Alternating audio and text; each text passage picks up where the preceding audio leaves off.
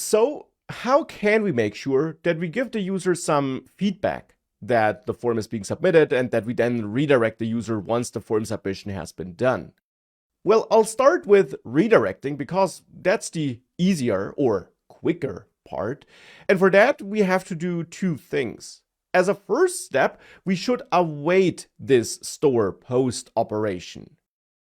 Because in that store post function, I added a delay to simulate a slow server, and therefore this store post function returns a promise which only resolves after 1 second in the end. Therefore, I have to await this operation, and then thereafter I want to redirect, and we can redirect with help of the redirect function, which is imported from the next navigation package like this. And make sure that you are importing it from there and not from anywhere else.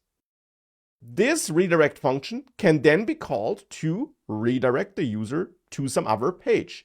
And you could call that directly from inside some component function as well, but here we're calling it from inside that server action. Redirect then simply takes a string that defines the path to which you want to redirect, for example, to the /feed route. So that's the first step. The second step now is that I actually want to replace these buttons here with some loading text whilst we're handling the form submission on the server side. And to do that, we can use another hook provided by React.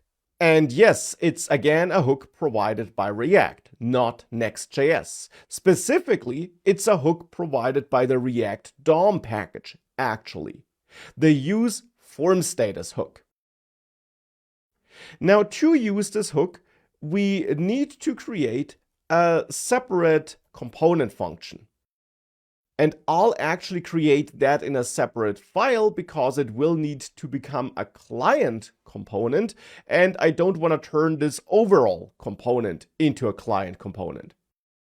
So I'll actually add a new component here in the components folder, and I'll name it formSubmit.js, or that's the file name. I'll name the component formSubmit though, like this.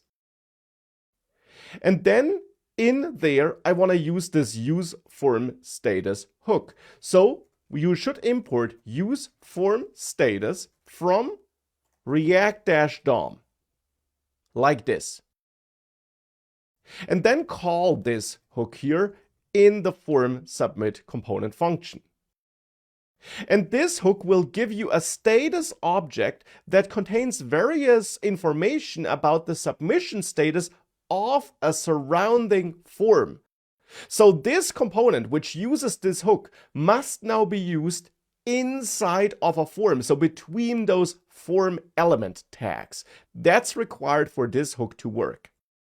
Then here, I'll simply return these buttons.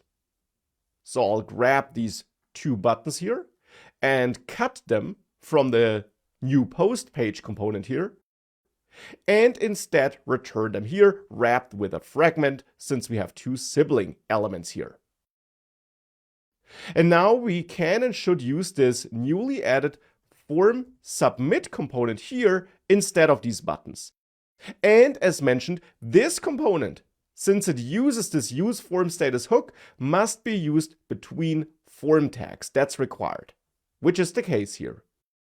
Now with that though, you would get an error because, as I mentioned, this useFormStatus hook can now only be used in a client component. So in a component that has this useClient directive at the top of the file.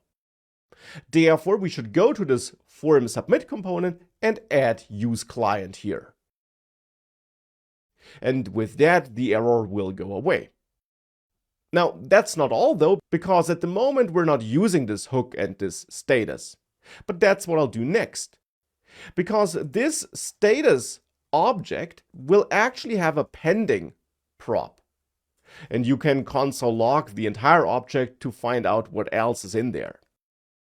But most importantly, it has this pending property, which is a Boolean, so true or false, which tells us if the surrounding form is currently being submitted. And if the surrounding form is being submitted, and pending therefore is true, I want to return a paragraph here where I say creating post, like this. And otherwise, if it's not pending, I'll return those buttons. And with that, if we now save that and reload, we got those buttons here initially. But now if I again enter some data, pick some image, and click create post, you see I got this fallback text, and then we're redirected to the feed page. So both features work, the redirection and the fallback content we're showing here instead of the buttons whilst the form is being submitted. And as you see, this feature can easily be added with the useFormStatus hook. The only important thing here is that it must be in a separate component, which then must be used between form elements. That's required. And that separate component must be a client component.